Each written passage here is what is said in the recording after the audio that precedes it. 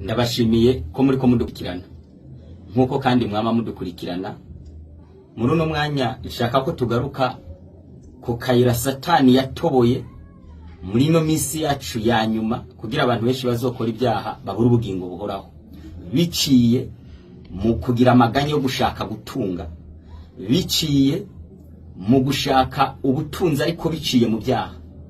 Abantu benshi twabonye bakomeye ku isi, abantu bamwe mu babaye barurangiranwa bakagira ku bintu bikomeye byaciye mu byaha, amanyanga, amafuti n'ibindi bintu by'inzira z'ikinywabi ijambo ry'Imana ritemera.